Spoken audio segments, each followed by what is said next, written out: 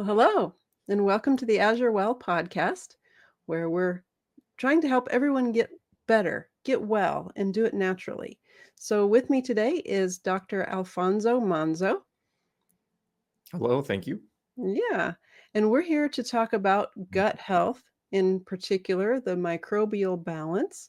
And from what I understand, your gut from, your mouth to the other end is so important for your overall health. So I think this is going to be really good to hear your perspective on it and what you've studied about it, Dr. Monzo. Yeah, one of my specialties, There we go. since I had my own health problems with the gut. That's So, right. all right, we're getting right in here. This one's Gut Guard, nurture your microbiome balance. So, the microbiome, a lot of talk about that these days. I think people are learning more and more about the good bacteria and the bad bacteria. And I always find this interesting because we find the same thing is true in our gut as is true in the soil.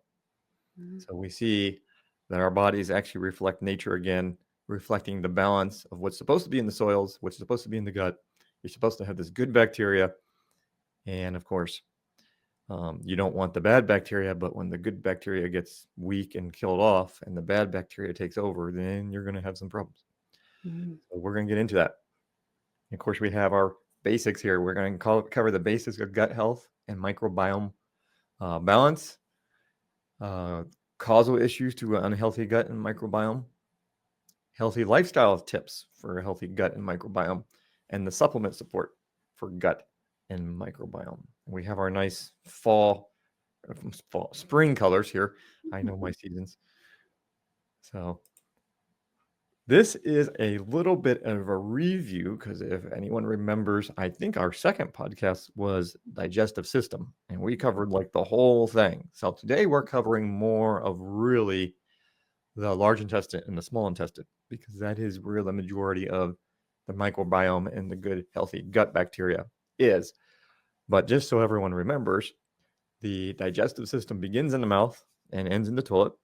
So all the way up here at the top, when food starts going into the mouth, you have the process of digestion occurring. Your body is already secreting juices within the saliva glands that help with breaking down the food, but really help signaling to the entire digestive system what's coming down the track so that the entire system can start getting ready. So there are 7 sections or organs to the digestive system. And when more than one organ is working together, we call that a system in the body, right? So you have the stomach, you got the liver, you got the small intestine, the large intestine, the pancreas. When we group that all together, it's digestive system. Individually, different organs.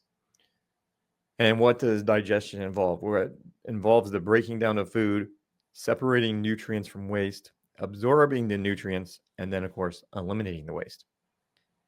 Now, when we get into this talk today about gut guard, we're really talking about the separating of nutrients and the absorbing of the nutrients the most, because that is what the intestines do, especially with the microbiome.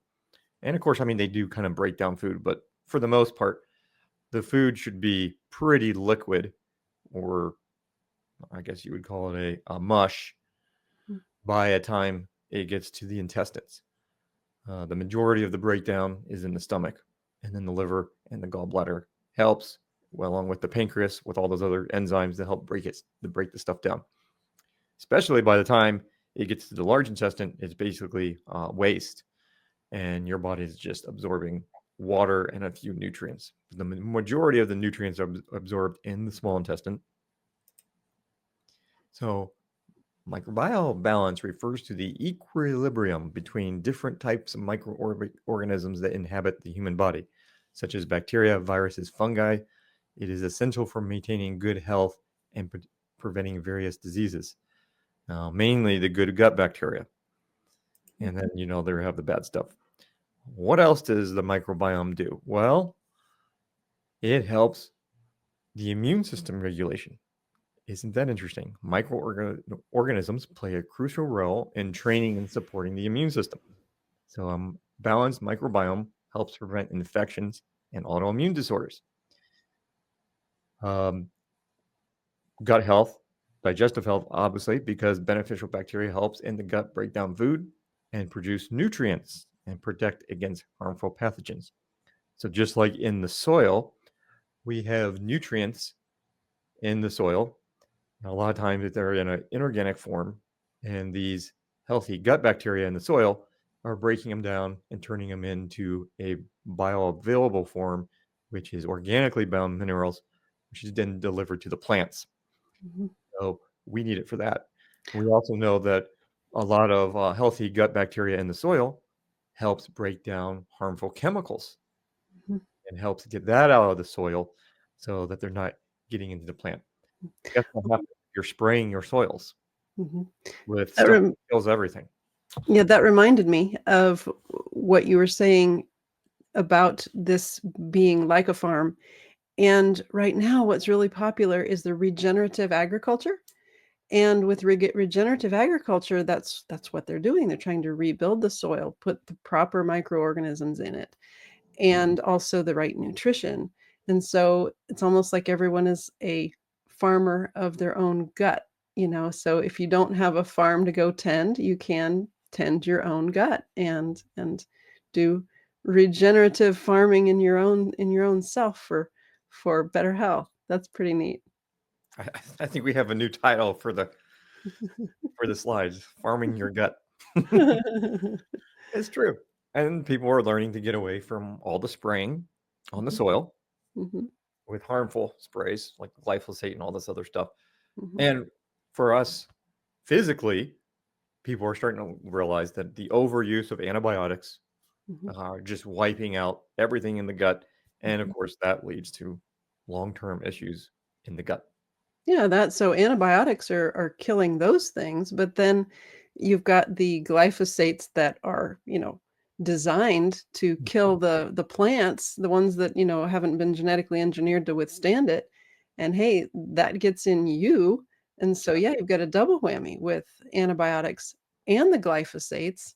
So that's that much more reason to go organic because you know that glyphosates haven't been sprayed on it because even with non-GMO foods that are certified non-GMO, it could be non-GMO, but they still spray it with glyphosate, as a desiccant, like with Yeah, yeah. non-organic sunflower seeds.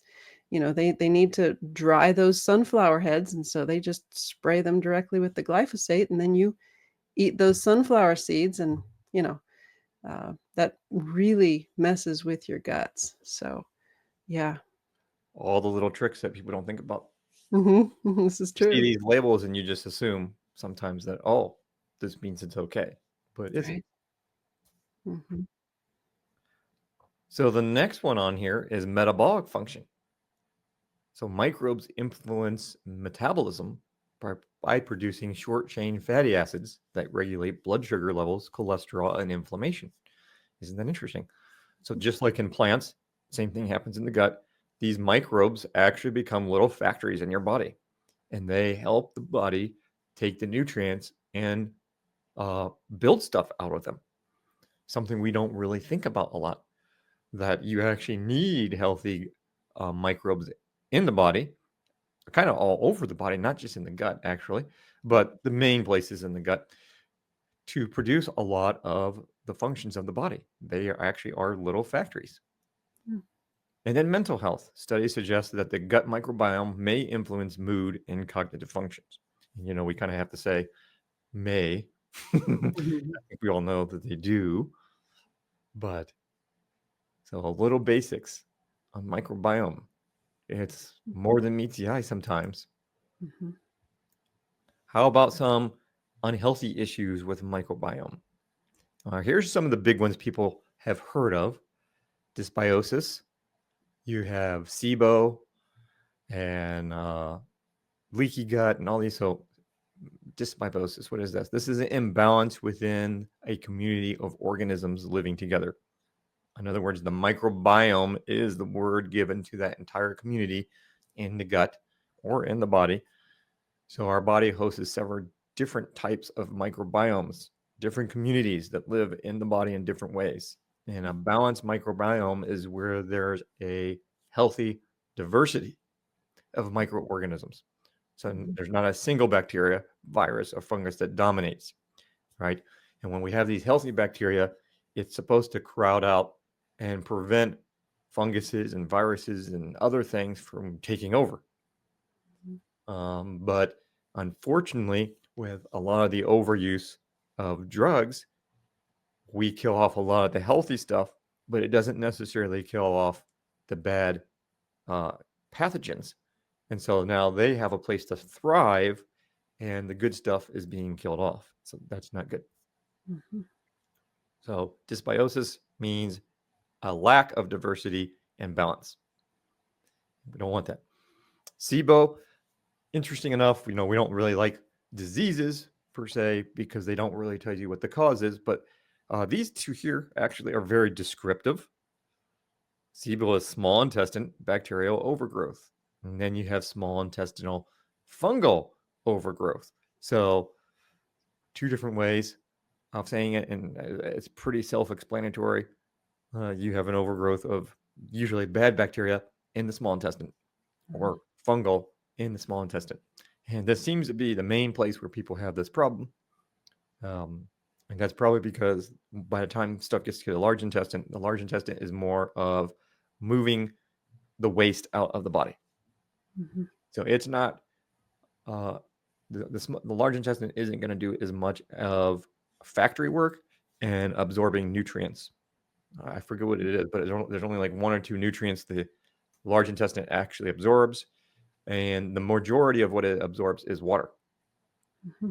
And that's why you need to have plenty of water to keep the peristalsis moving through the large intestine, or you get constipated, because that's the whole idea, is to move that fecal matter out of the body and absorb all the last healthy qualities of the fecal matter, which is also another reason or purpose why you want healthy bowel movements.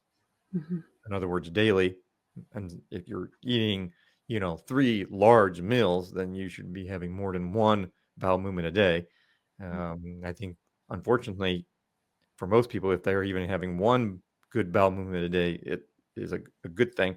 But you really want more than that, because you don't want that stuff sitting there too long, because if it sits there too long, then a lot of the stuff, chemicals, toxins, whatever it is in there, could be reabsorbed through the gut lining back into the bloodstream, because there's a lot of blood connected to the large intestine.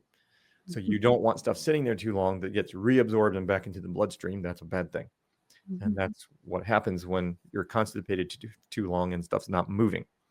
Mm-hmm. Also, another reason why we have to think about these things before people jump right into detoxes and cleanse. Well, a cleanse is a cleanse, but a detox is a little bit different. Detox is pulling things from deep into the body. Cleanses is kind of like cleansing things out. And a lot of times people do cleanses first to make sure their elimination channels are open. Because if you start detoxing and pulling things deep out of the tissues, and it's going to be dropped into the large intestine eventually, if that large intestine isn't constantly moving and you're having normal bowel movements, you're going to have the tendency to start reabsorbing some of that stuff. Mm-hmm. And then you're just moving toxins around the body, and you don't want to do that. Mm-hmm. So there's a healthy way to detox, and there's a wrong way to detox.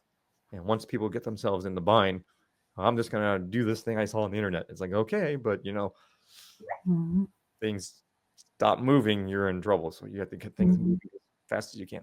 Well, I know that you have not been shy about sharing your own health journey from when you were young and kind of what brought you here. But did you want to recap that really quick as to what your gut problem was and how this kind of fits in? Yeah. So actually, the next thing on the list there was leaky gut, or Oh, what they okay. call irritable bowel. So I was diagnosed when I was, this was probably the first year in college, actually, undergrad school. I got really sick, and I started having blood in the stool. And my first sign was I was extremely tired. I just had like no energy. So I was taking naps every day, and I was like, what's going on? I'm like, is this college life or what? I'm like, I'm young. I pretty good health here. What's going on? But then I started having the blood in the stool. And then that's when that kind of freaked me out. And I was like, whoa, that's not supposed to happen. And then it started getting more and more, where then I started having the urgencies. So of course, I had to go home and get tested. We had break anyway, so break was coming up. So went on the break, went home, got tested, and that's when the medical doctor said, "Yeah, you have ulcerative colitis." So that has ulcers in the colon. And ulcerative colitis means it's ulcerative and inflamed. Itis is the inflammation, and col is colon. So ulcers and inflammation in the large intestine. And of course, they said, "Oh, okay, we have drugs, and the drugs don't work. We can cut out your large intestine and give you a bag." And that's when I started asking questions as to, okay, so is this bad diet? And they were like, "No, not bad diet." I'm like, "Stress? No, it's not stress." And like, did I pick up a bug or something? No, it's not bug. I'm like, bad genes? No, it's not hereditary. And so eventually he just said it's just bad luck. And I thought, oh, so you don't actually know why I have this problem. You have a name for it, and you have drugs. And if the drugs don't work, which eventually they started not to, their idea was just to cut the colon out.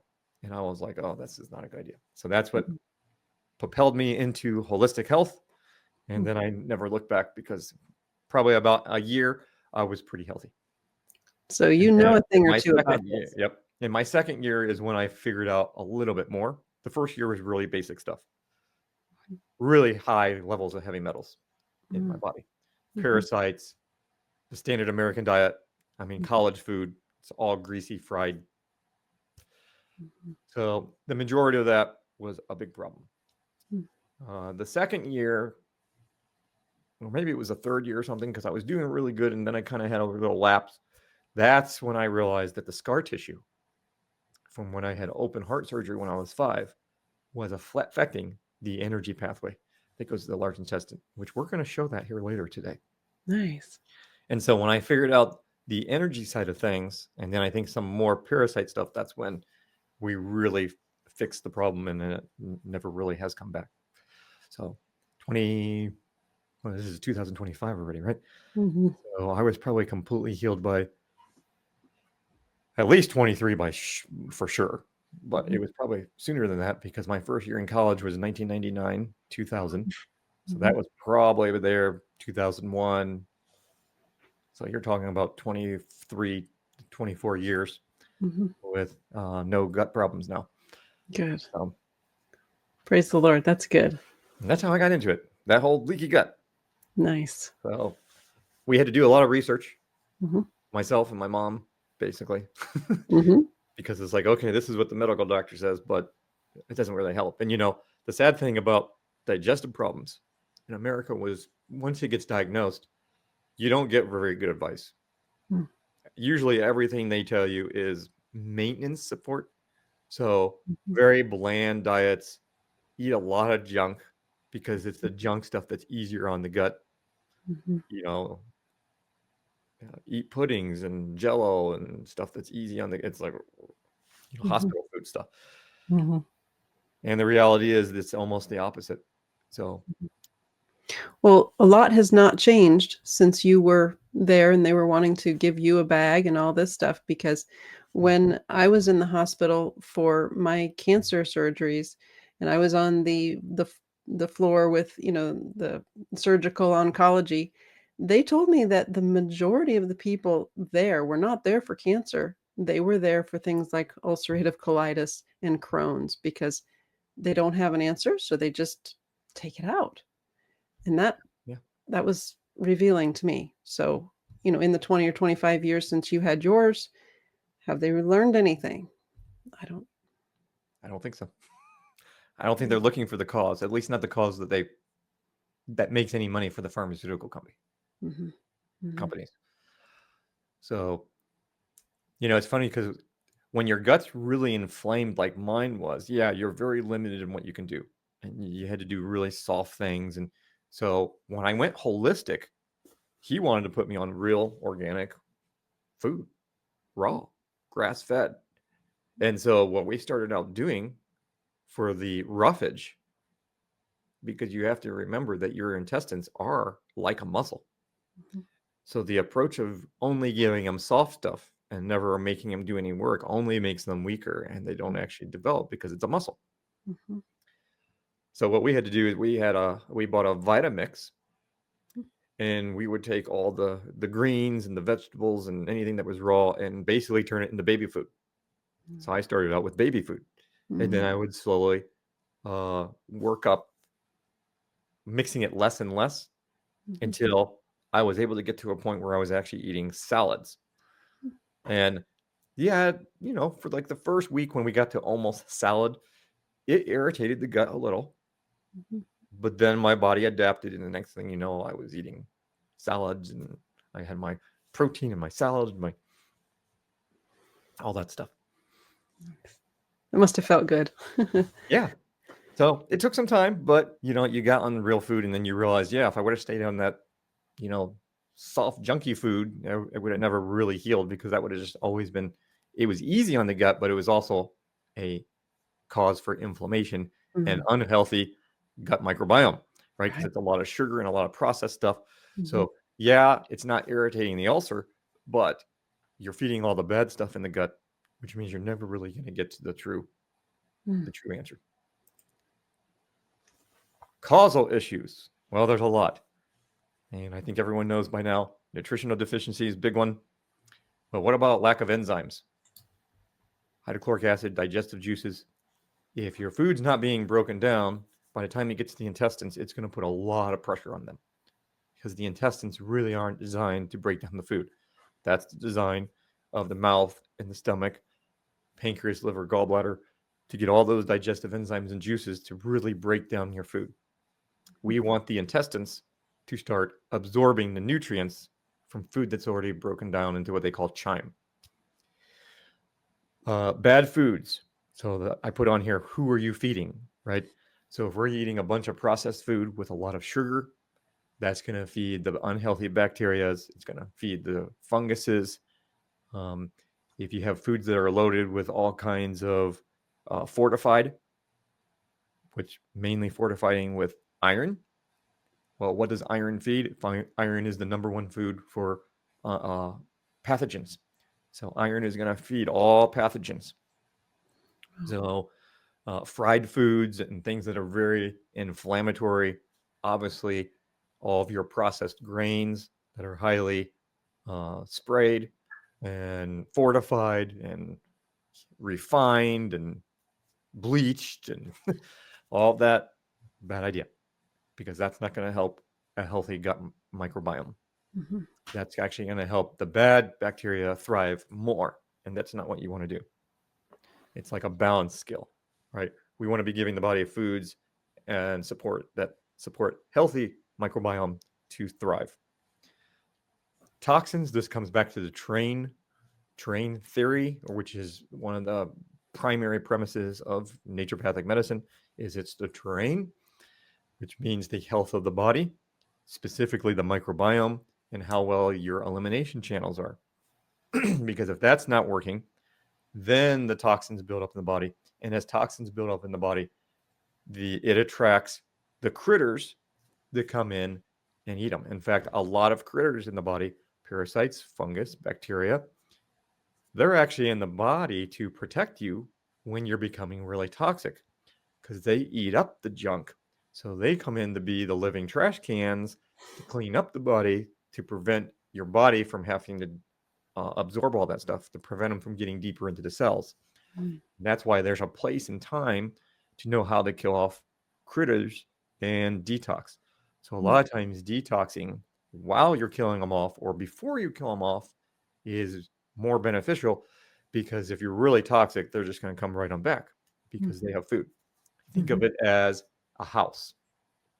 Where you have a clean house or a clean temple, you don't get cockroaches, right? The cockroaches and the bugs, they move in when there's something there that attracts them. And that's what the terrain theory is all about. You have something that's attracting the bad biome and the bad critters. So it's not necessarily bugs that are making you sick. They're not the ultimate cause. They are a symptom of a deeper cause, and that is you don't have a clean body, which then means microbiome is out of shape, and you have more bad bacteria and the critters. And then another one on here is antibiotics, obviously. Why? Because antibiotics are basically antibiotic is bio, biotic is life, right? Biology. That's where we get that word. Biology means life. So this is an anti-life. That's what antibiotics are. And so they kill all good life and bad life. I mean, we take them to kill the bad stuff, but the problem is they're not selective. They kill everything. So you're going to wipe out the bad bacteria, but you're also going to wipe out the good with it. Mm. And that's why I think even these days, even in the medical community, I think they have wised up, and a lot of medical doctors will have you take probiotics after they put you on antibiotics. Now, how good are they? That's questionable. But at least they kind of have come to that awareness of, yeah, we need to replace that. Mm-hmm. Mm-hmm. And then stress. Stress is a big one. I can tell you firsthand. When I was really going through it, I think one of the reasons why it came out the most during college time is because college is a huge stress. Mm-hmm. It's probably the first time in people's lives when you're basically venturing into adulthood.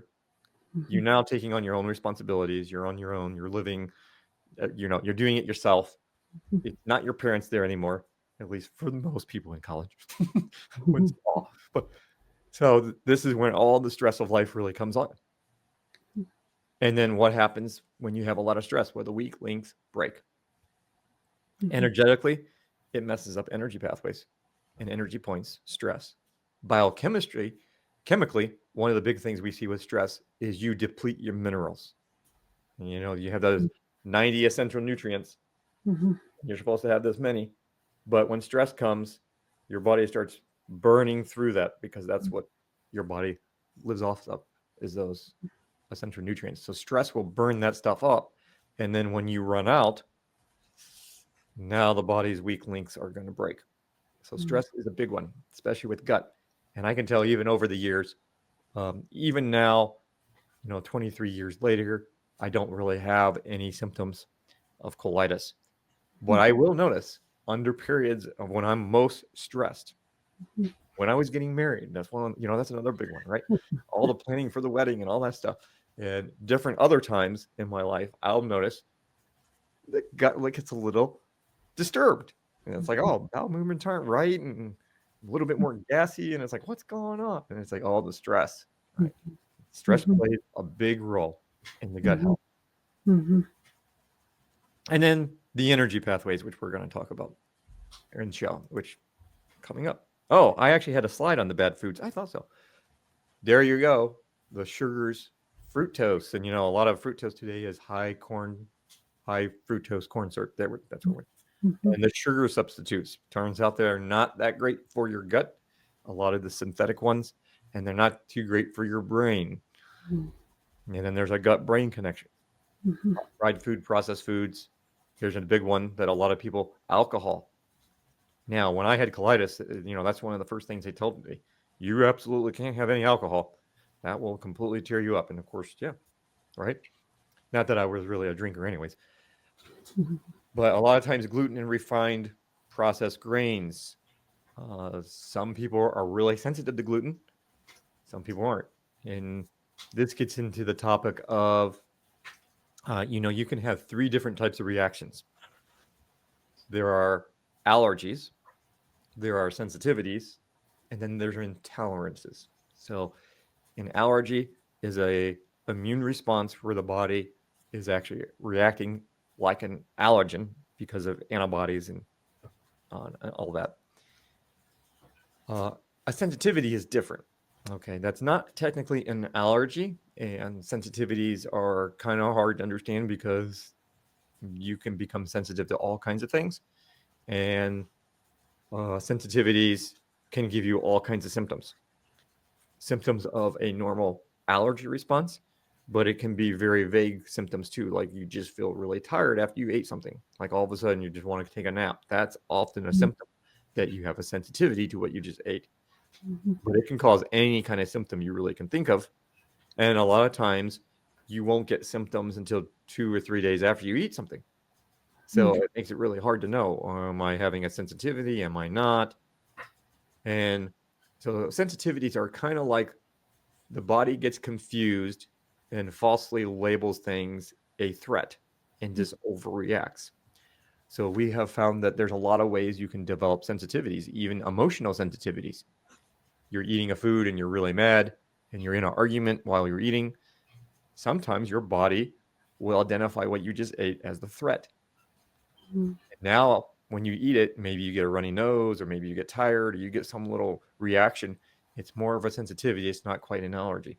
So a lot of people who do not have healthy guts start developing a lot of sensitivities. Dairy is another one. Some people can handle it. Some people can't.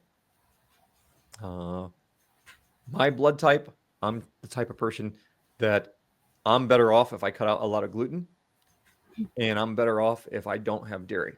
And actually, my body doesn't really like many forms of dairy.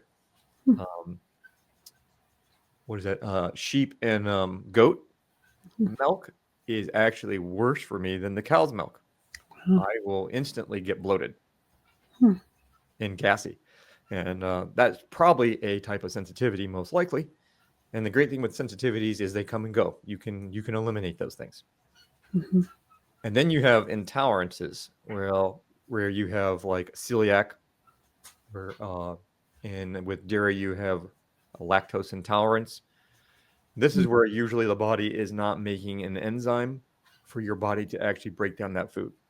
And that could just because your body's not making proper enzymes, or it could be something where a gene is turned off that's responsible for making that enzyme, and so you can't actually make the enzyme to break down the food. And then that's a problem, because then that food can't be broken down, and a lot of times it's the proteins in the food then get into the gut and cause all kinds of irritation. So people just need to be aware that there's 3 different types there, and they're not all the same. And the issue with dairy is it's a question also of whether the milk is raw, Yep. whether it has been homogenized, pasteurized, ultra high temperature heated. Then there's the other question of whether it's A1 or A2 protein in there.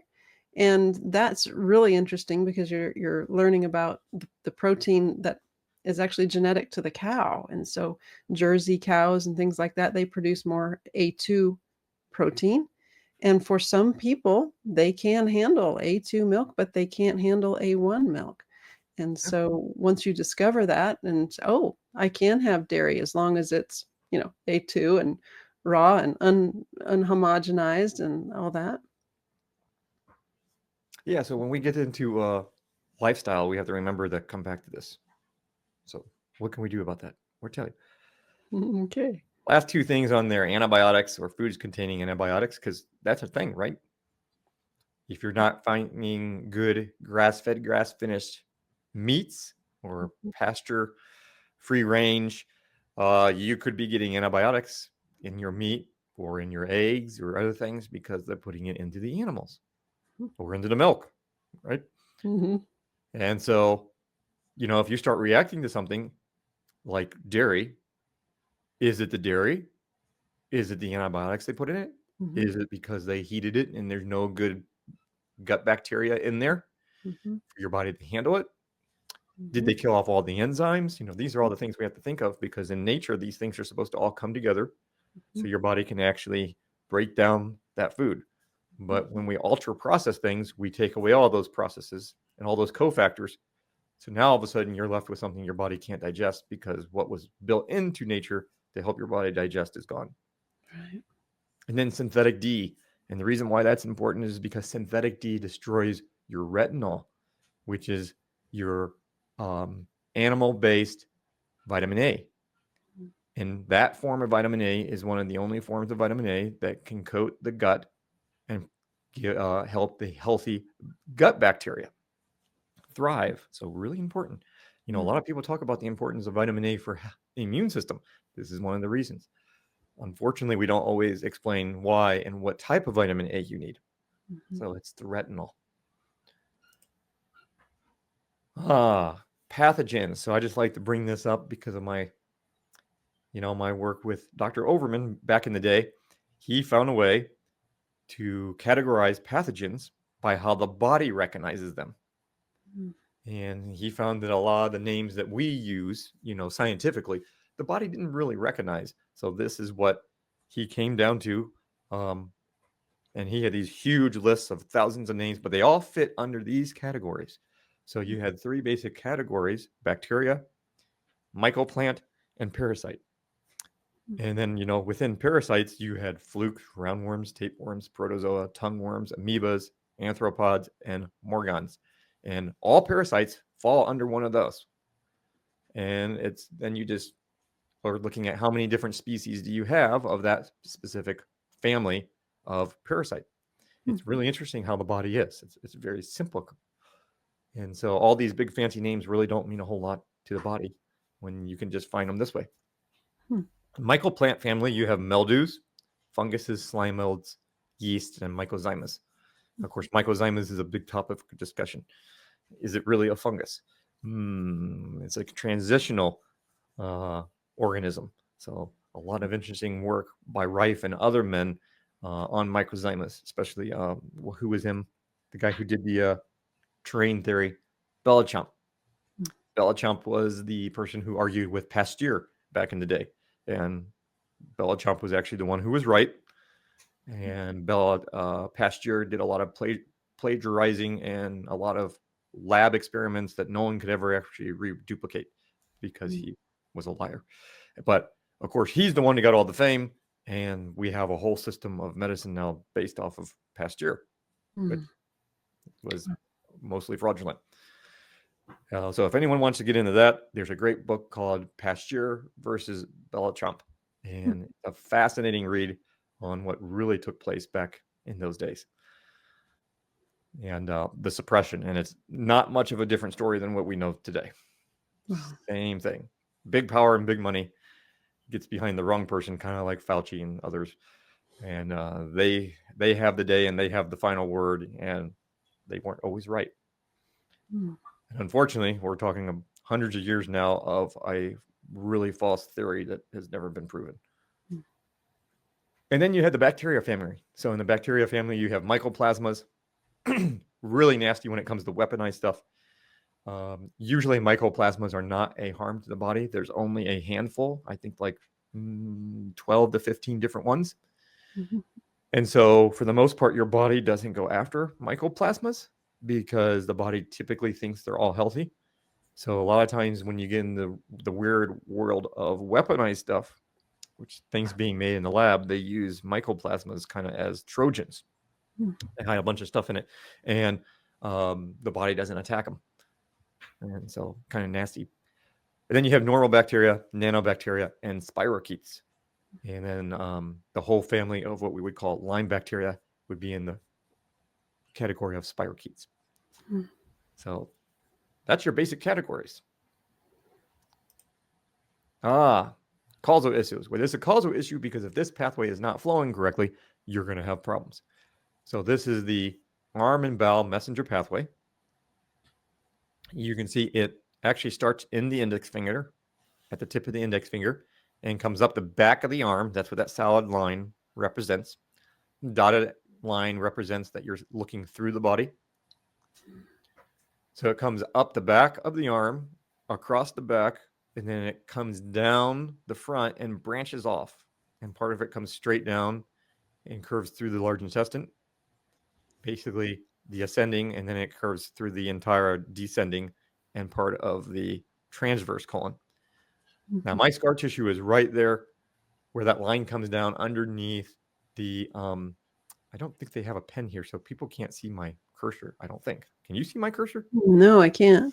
Yeah, I don't think this program has a way for you to do a cursor. But if you can imagine right underneath the breast, they basically made a half moon shape from the armpit all the way to the chest bone on the right side. Because what they do is they peeled back then and they break that bone and they go underneath your sternum to the heart. Because technically the heart is almost in the middle of your chest. It's not actually on the left side. Mm. It's more on the left than the right, but it's almost more center. Mm-hmm. So they come in through the right. So my scar tissue is right there where that line was coming down. Mm. I see. Then the other branch breaks off and goes up and goes through the teeth and up into the sinuses. Mm-hmm. So this pathway has a lot to do with controlling the large intestine, your deep skin, your fascia, the arm, the shoulder, the index finger, the hands, Mm. wrists, teeth and gums, and elimination issues. Mm. A lot of stuff with that pathway, huh?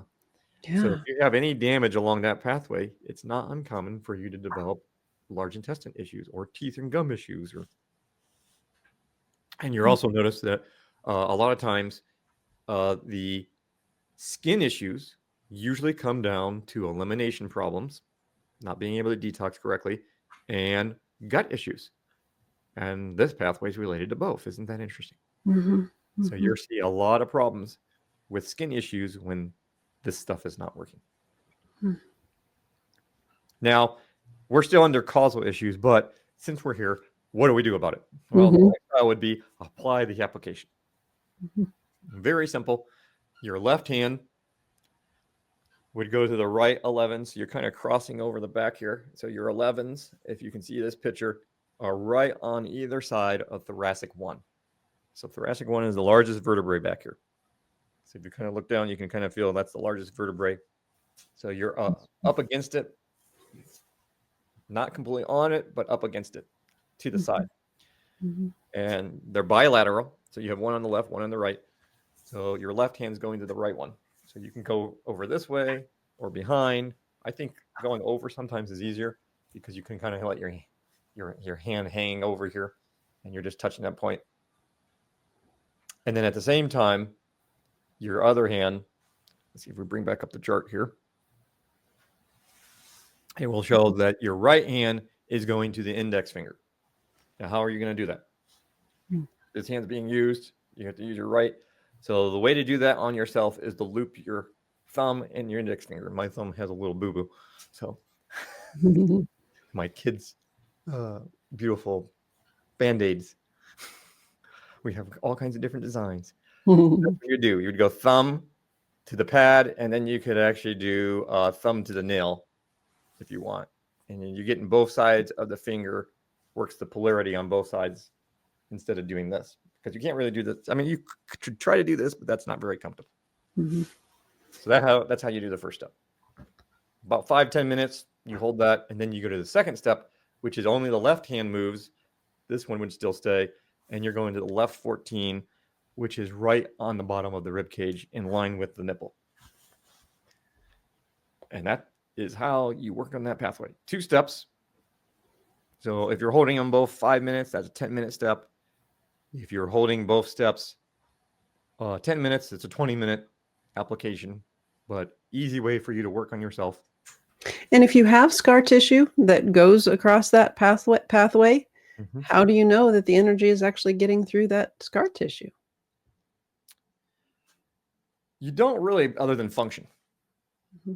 unless you really get good at feeling pulses when you're working on yourself, because you will feel energetic pulses at the points. And the more you can feel the pulses, the quicker and faster they come in balance, the better the energy is circulating. Mm-hmm. So if you get down to the 14, which is below, let's say the scar tissue was where mine was, that would be the point below. If that point is not coming in well, which means you're not feeling any pulses, you know it's really congested and the energy is not flowing down well. Mm-hmm. So it's just a matter of working on the pathway until it breaks through the scar tissue. And it takes some time, but eventually it does. And then you will be so much better off. Well, that's good to know. And then there's a second one. This is an interesting one. This is called sound and assimilation messenger pathway. It basically helps control and develop the small intestine. This one starts, I'm trying to think if this one actually starts in the index finger or if it ends in the index finger. It actually might start in the head and end in the index finger. One of the two. It starts and ends in one of those two. But very similar to the other one. This one is up the back of the arm, but it starts in the pinky. The little finger comes up and crosses over, and then it comes down the front. And again, this one branches off a lot of ways. It branches 3 ways here. One that comes up through the face, one comes up kind of into the thyroid and the parathyroid, and then one that comes down into the gut. And then there's another little deep, more internal pathway that kind of comes through the heart and the diaphragm there in the middle. And then when it comes up into the face, you can see it goes into the ear and then up into the head.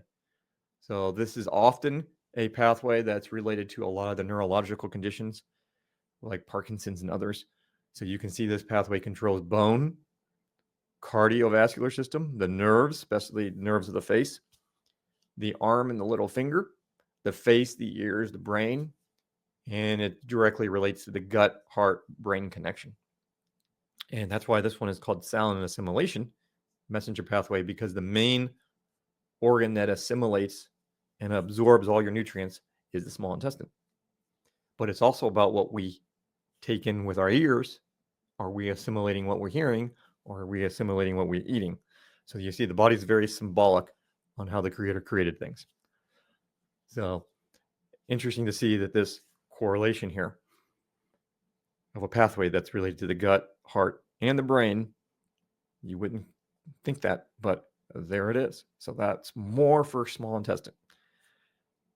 Again, this one, the first step is you're going to that 11, but you're going the same side. So the left hand is going to the left 11 right next to T1. And then your right hand's going to the right 13, which is right on the chest. Probably about an inch to an inch and a half above where the nipple is, or where the nipple should be, I should say, depending on if it's still in the same spot. But that's a whole nother story. But that's all you're doing is touching those 2 points. And that is the small intestine. You can see it almost breaks off right there where that branches off. That's almost right where the 13 is, right on the middle of the breast.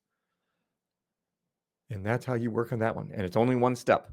So hang out there for 5-10 minutes. You can actually hang out on any of these steps as long as you want when you're working on yourself.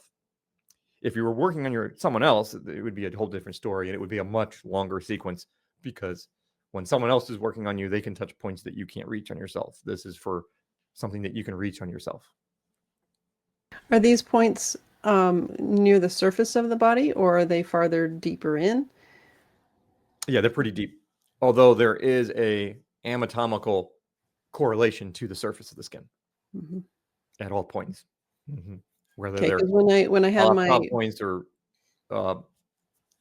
meridian points, so the acupuncture points are more physical and more to the surface of the body. They're more electrical. This system is more plasma, so it's more based on light. You think of it more like a fiber optic system of the body. Whereas acupuncture is a little bit more electrical and probably in the fascia. Yep.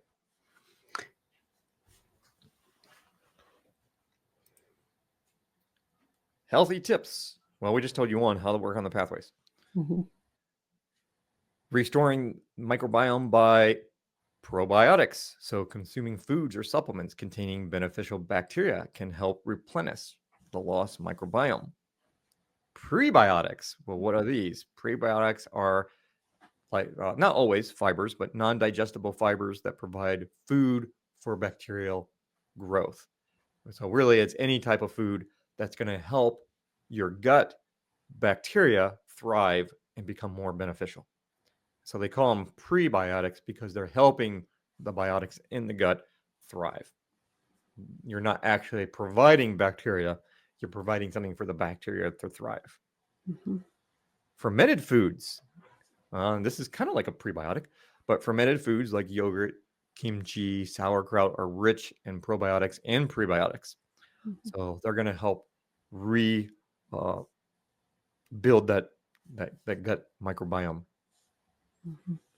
And then the lifestyle modifications, like we kind of already discussed, reducing your stress, improving diet, avoiding excessive antibiotics can help. When it comes to foods, we were going to cover this. So what happens if you think you're reacting to the food? One of the best ways to find out is the elimination diet. And what's often healthy to do is take a symptom survey of yourself. Get a piece of paper out and just write down all the symptoms you have. Okay. And then pick a food and eliminate it out of your diet and keep it out for at least a month. Probably better to do maybe 2 months or 3 months, even, but at least a month. And then you put it back in your diet. And you, during the period where you're not eating it, see how your symptoms change that you put down on that sheet. Mhm. And then when you reintroduce it, you'll find out, usually immediately, if not within a few days, whether or not that food is causing a problem. Because once you get to the point where if the food was really causing a problem, you're going to see a significant improvement when you had cut it out. And then when you put it back in, all of a sudden you're going to start getting symptoms and you're going, oh, look, I get bloated now. I have, gas or mucus, or I'm tired all of a sudden, or, inflammation. So this is a good way to find out, okay, you're having a problem with the food. And then you have to find a way to figure out, is it because you have an allergy? Is it because it's intolerance? Or is it because it's a sensitivity? Mhm. Now, sometimes with sensitivities, you can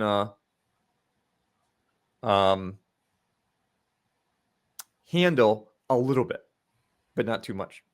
Mhm. Like back in the day, what was it that I couldn't?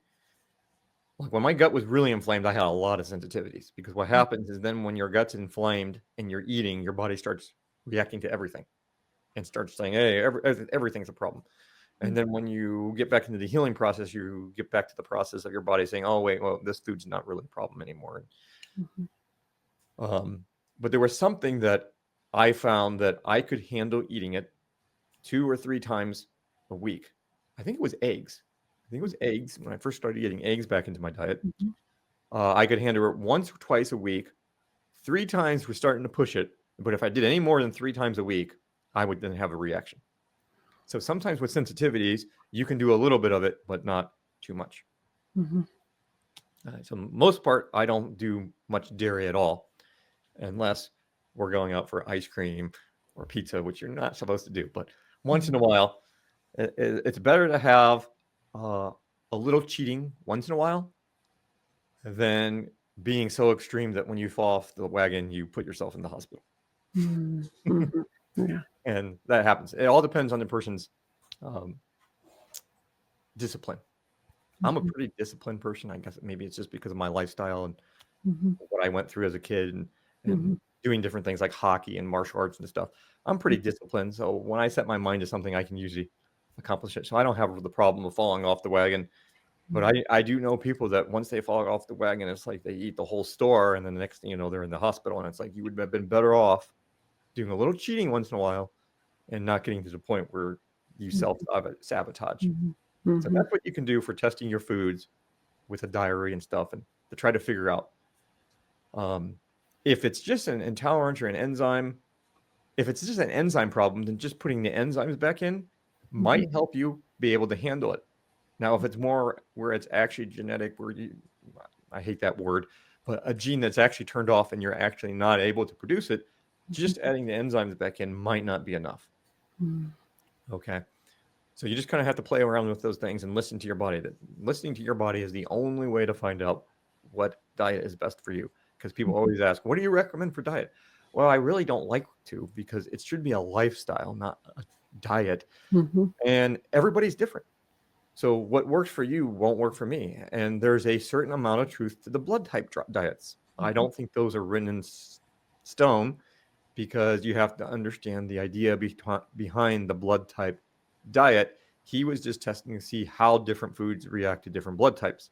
Mhm. He doesn't tell you what's healthy. He doesn't tell you what's unhealthy. So I usually like to refer, my favorite book still is The Maker's Diet by Jordan Rubin, Mhm. because he goes to a biblically clean eating lifestyle, and then you just have to find out what works best with you. And O type bloods, I'm O type. I'm the meat eater type. I can eat meat with every meal. Mhm. Absolutely no problems. In fact, I thrive on meat, and that's the O type, and we have to watch our grains and our dairies. and I still eat vegetables and salads and all that good stuff. Whereas if you have an A type, I think A type is the vegetarian more, so they might not be able to handle as much meat. And there's all these little things, and I've found that the blood type seems to be pretty accurate, but not everything. Like one of the things it says for O types is absolutely don't eat any potatoes. I love potatoes, and they don't cause any problems to my body. So that just shows that we're all different, and you really have to find out what foods work for you and what ones they don't. And the best way to do that is to test it with the elimination. Take it out for so long, then put it back in and see how your body reacts. It's the only way you're going to know. Supplement support. All right. Now, these ones aren't supposed to have descriptions underneath them. I didn't put the descriptions up here. This is actually a slide from the very first, second podcast where we did the digestion. And the idea here is to break down your food so your intestines can do what they need to do. And, you know, your gut microbiome is going to be under too much work if it has to do the job of your enzymes. We don't want that. So here are different products from Azure that you can use for breaking down your food. Now, the first one is the stomach soothing support. That one is kind of, there's some enzymes in there. There's bromelain enzymes in there from the pineapple, which are very powerful. But there's a lot of stuff in there. I think there's ginger green tea, and I think there's some fennel. These are nice soothing herbs to calm the digestive system. So if you have a digestive upset, this is a product to help calm the system. Proteolytic enzymes, these are full spectrum. So they work as proteolytic enzymes, which are used to break down things in the body that aren't supposed to be there, accumulations. But it also acts as a digestive enzyme. So it just depends on when you take it. If you take it with food, it's going to help break down your food. You take it away from food to break down things in the body that you want broken down, like scar tissue and fibrin and, I don't know, think of some other things. We're probably not allowed to say. There's a lot to say. I'm thinking we're probably not allowed to say that. Be careful what you say these days, unfortunately. Hopefully that changes really soon. Well, I've noticed, as from a personal testimonial thing, that proteolytic enzymes and the more enzymes I've been able to take, both for my digestion and away from meals for my body, that I think has done marvelous things for me. As far as, when I've gone back to doctors and they're like, wow, we don't see this. This is wonderful. This is amazing, because yes, I'm full of scar tissue and we've got this thing where we're trying to find ways to get rid of that. But yes, some things that I'm doing are working for that. And it's amazing because you give the body what it needs and it says, oh, I've got some tools. I've got some, building materials. I've got some stuff to help clean out. And once you start giving that, then the body does it itself, Yep. I think besides the 90 essential nutrients, enzymes are one of the best things you can add to your supplementation. Especially with our modern lifestyles, because you think most of your enzymes would come from foods that are non-overcooked. Right. So most of the time we're destroying all our enzymes. And you also have to remember that everything in the body is really a metabolic reaction. So every reaction requires enzymes. So enzymatic action is one of the most important things. And I think in the Bollinger's series, Truth About Cancer, I think their conclusion was that if you could only choose one thing for cancer, that the most powerful thing they found was the pancreatic enzymes for breaking things down. And there's a whole story behind that. The next one on there. Oh, go ahead. I think you've said that copper is directly involved in enzyme reactions. Would that be true? Yes. There's a number of enzyme reactions in the body that require copper. The most significant one is the PAM enzyme, PAM. And PAM enzyme is an enzyme system of the body that turns on and off peptides.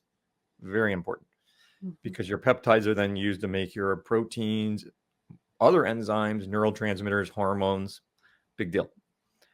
So copper is really important for a lot of those things. Next one's digestive aid, betaine, HCl. This is actually hydrochloric acid, which is your stomach acid. So for those who have really weak stomach acid or reflux issues, and I can't think of her name. You had a doctor on from the Naturopathic Institute. Dr. Christy Fleetwood? Yes, Fleetwood. And she talked about this issue with reflux. And yeah, a lot of times it's I would say probably 90% of the time, it's not that your stomach is making too much acid. 90% of the time, your body is too weak. And when we have weak stomach acid, that valve does not close like it's supposed to, and it stays open. And then stuff comes back up. So it's actually intuitive to what you would think. You're thinking, oh, it's coming up because it's too strong. No, it's actually coming up usually because it's not strong enough. So this is where if you don't have the stomach acid, you can do the betaine HCl. The other option is the pepsin HCl catalyst. This one is more for stimulating your body to make its own hydrochloric acid and to support that process. And there's a very simple test you can do, and that is the apple cider vinegar. So if you can handle good apple cider vinegar you can get from Azure, be careful what you buy from the stores. You don't want the junk. You can get like a tablespoon of apple cider vinegar that you take with your meals. So don't take it like on an empty stomach. Take it with your meals and see if that helps the reflux. If it helps the reflux, that tells you that your stomach acid is too weak. If it makes it worse, you actually are producing too much. But that's usually not the case. Interesting. And then you have every meal digestive enzymes, which are broad-based enzymes that you can use for digesting all kinds of different foods. And hopefully Azure will have more to come soon. Very specific enzyme blends. Yes, we do. Microbiome. All right. Here's the products that can help you with your flora gut bacteria. And is Next Step on pause right now? Next step is we're waiting on our supply chain, and I think it'll probably be in 6 weeks from now. Okay. But I figured I'd put it on there anyways if people wanted to know. But our pre and post prebiotics is probably the go-to product if you need probiotics, because it has the pre, it has the post, and it has probiotics. So remember we were talking about how the prebiotics gives you a process on supporting healthy gut bacteria, right? The probiotics are the healthy gut bacteria, and then postbiotics are kind of the idea of giving support post digestion to make sure the probiotics actually are getting down in the intestine and surviving and thriving. So this product is really phenomenal product. Next step, advanced probiotics. I don't know if that one probably doesn't have as many different species as the first one here, but this one was more designed to be, I would say, almost like a post probiotic to really make sure the probiotics are getting in past the gut and into the intestines. And when we named it that, it was because there's kind of a one-step, two-step thing. If you start out with the next step advanced probiotic, you might not see the benefit if you haven't started with something else first, like the pre, post, and probiotics product. So it was intended for, hey, when you've got it going, then this is a thing to boost and help even more. So that's why we called it Next Step. And yes, that one, we're expecting it to be in stock early May 2025. So it's about 6 weeks from right now, but early May 2025. And yeah, hopefully we'll have that back in stock. All right, great. What else can you do? Well, you can do garlic immune, because garlic immune helps the gut in many ways. One way is it helps clear heavy metals. It fortifies your immune system, and it supports the cleansing of pathogens. So there's a lot of pathogens you can take out with garlic. And well, there's other stuff in here besides just garlic. But the great thing is when you're using something natural like this, it's not going to kill off all the healthy gut bacteria. It's going to take out the bad guys. So here's a way to take out bad guys without taking out the good guys. Mm-hmm. Much better than the other methods. Mm-hmm. Cran-better bladder support. Well, why would that be on there? Isn't that for the urinary system? Well, it can be, but if you look at the formula, there's marshmallow root in there. That's considered a mucolytic herb in herbology, and those are herbs that help with the mucus lining. Thus, the large intestine and the small intestine have a mucus lining, so marshmallow really helps smooth things out and keeping things flowing through there. You have the hydrangea root, but then you have things like alfalfa, olive leaf, blueberry, the parsley, and the chlorella. So some of those are very powerful for, again, at killing off different bacteria, viruses, parasites, and helping with cleansing the body of toxins. So it actually will help the digestive system, not just the urinary system. Mm-hmm. And then we have pure collagen. So this is interesting. More late, I would say recent research shows that collagen is a protein that plays a significant role in maintaining a healthy gut lining. Isn't that interesting? It actually helps support the microbiome, and it helps support and repair gut lining, and it helps with anti-inflammatory, reducing inflammation in the body. So pure collagen. And this one is actually a fish collagen, folks. And it really does, it actually has no bad taste. I mean, it's almost no taste. So there you go. One last one for the gut. What about if you need to get more toxins and critters out? Well, then we have the Parapunch. That one is more specific for going after the critters. Mm-hmm. Mm-hmm. Okay. And being a gut defender. Mm-hmm. And then you have the Kajaja. Wait, did I say that right? Oh, see. Kutaja, yeah. Every time I say it, I'm like, this doesn't sound right. But that's another gut advantage. And this is where these two can kind of be used as a 1-2 punch. Mm-hmm. Using these two together, really good. This one's more supporting the intestinal health and cleansing, gut mobility. So making sure the gut is moving. We call it peristalsis. So when you combine the two, then that's really good for killing things off and getting them out. Mm-hmm. Another thing is bentonite detoxification clay. So this would be what's considered a binder. So binders help bind up the waste, mainly in the large intestine, so that you're not reabsorbing them into the bloodstream. Remember when we were talking about that? So a lot of times when people do detoxification programs, one of the things it's recommended that you take is a binder to make sure that these toxins are getting bound up and flushed out of the body and not reabsorbed into the colon. And that's the whole idea of that.